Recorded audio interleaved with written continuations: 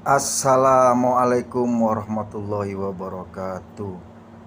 Sedulur tani kata, dimanapun teman-teman sekalian berada, semoga selalu dalam keadaan sehat walafiat, banyak rezekinya. Kali ini kita kembali akan membaca dan mereaksi cerpen terbitan atau yang dipublikasikan melalui jawapos.com. Dan cerpen yang akan kita baca dan kita reaksi kali ini adalah cerpen yang berjudul Beruang Biru yang ditulis oleh Sasti Gotama. Nah, jika pada pembacaan sebelumnya nama di bawah judul ini adalah nama editornya, sehingga sempat terjadi kesalahan penafsiran dari kami, alhamdulillah sekarang ini agaknya adalah memang nama si penulisnya, karena nama Sasti Gotama juga sudah populer sebagai salah seorang cerpenis yang banyak mempublikasikan karya-karyanya di media massa.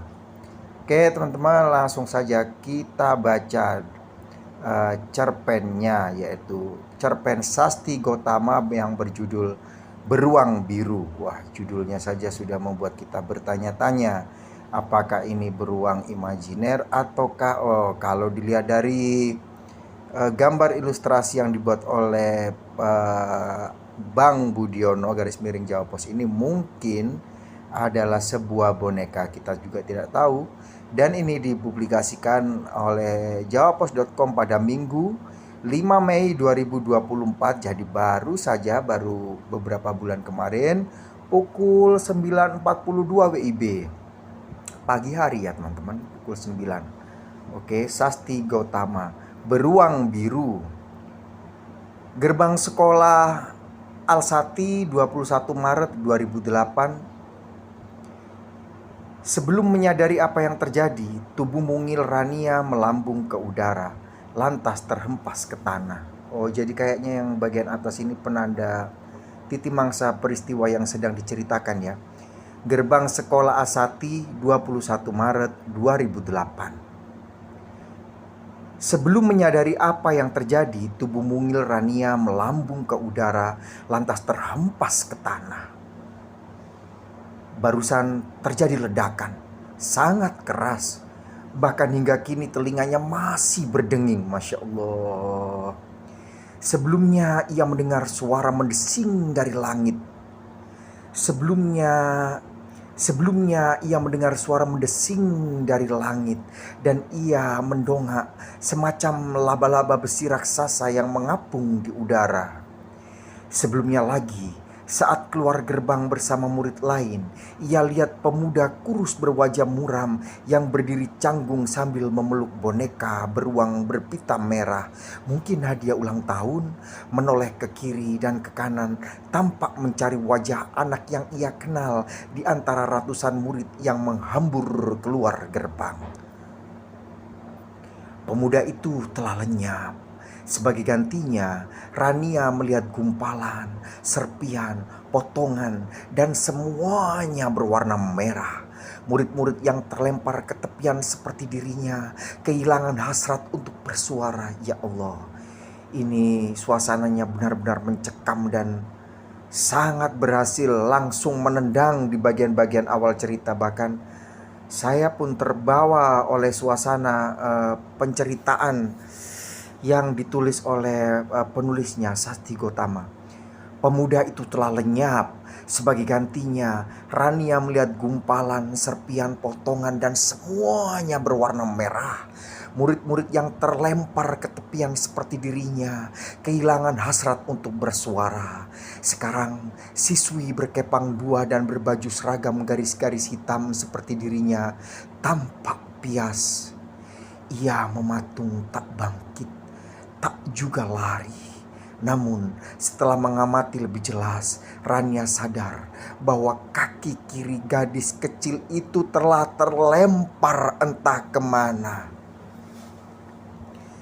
Dengan tubuh gemetar, Rania mengumpulkan seluruh kekuatan. Tenaganya seakan telah terisap habis. Namun ia tetap memaksa dirinya untuk berdiri. Lalu ia berjalan, berlari, menembus kabut debu, menyusuri jalan aspal di tepi laut, kemudian berbelok ke lorong-lorong sempit yang tak muat dilewati kendaraan roda 4. Ia sampai, ia sampai, ia sampai.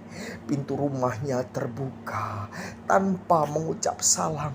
Ia menerabas masuk. Wah, ini sudah mulai menampakkan teka-teki yang mengundang kita untuk masuk lebih jauh ke dalam cerita yang sangat luar biasa ini dengan tempo yang relatif cepat, dan kita sudah terhisap semakin dalam ke dalam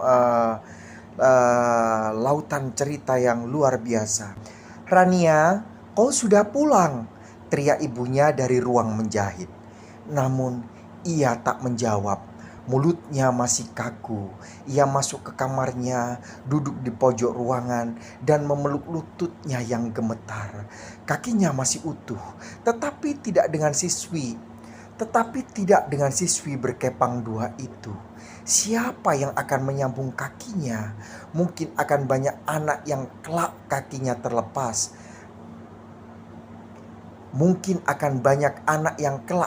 terlepas. Rania tak mau itu. Ia akan jadi dokter kaki yang menjahit kembali kaki-kaki yang terlepas. Oh, tapi sebentar. Agaknya ini ada dua persona yang dihadirkan, yakni persona yang kakinya masih utuh dan persona yang kakinya telah terlepas. Wah, semakin menarik saja. Nah, teman-teman, tentu seperti biasa kita tidak akan membaca cerita ini sampai selesai. Dan bagi teman-teman yang ingin membaca ceritanya sampai habis, teman-teman bisa mengunjungi media terkait. Dalam hal ini adalah jawapos.com ya, untuk mendapatkan cerita secara utuh. Namun sepintas teman-teman, dari apa yang sudah kita baca tadi, Masya Allah, luar biasa sekali ya. Begitu di bagian-bagian awal kita sudah langsung terhisap dalam pesona penceritaan yang luar biasa dari Sasti Gotama. Nah, sebelum kita bahas sedikit lagi, coba kita simak terlebih dahulu tentang profil dari penulis ini ya, Sasti Gotama. Teman-teman yang sering mengikuti publikasi cerita-cerita pendek di media massa tentu telah mengenal nama Sasti Gotama. Dan ini adalah biografi singkat beliau. Sasti Gotama, emerging writer di Ubud Writer and Radio Festival 2022. Pemenang 1 Hadiah Sastra Rasa 2022. Naskah rahim karyanya termasuk kategori naskah menarik minat Dewan Juri Sayembara Novel DKJ 2023. Nah, luar biasa sekali ya. Sasti Gotama, Kak Sasti Gotama, cerita yang benar-benar menghadirkan teror yang luar biasa ya. Mungkin teror ini nanti akan berhubungan langsung dengan lelaki kurus tadi yang membawa beruang biru dan si Rania. Kita tidak tahu saling kait antara Rania, ledakan, dan lelaki dengan boneka beruang biru yang digunakan judul cerita ini. Pasti sangat menarik. Nah, itu saja dulu teman-teman untuk sementara. Nanti kita akan jumpa lagi di pembacaan dan reaksi cerpen-cerpen media massa lainnya. Selamat aktivitas, sehat selalu, panjang umur, dan semoga banyak duitnya. Assalamualaikum warahmatullahi wabarakatuh.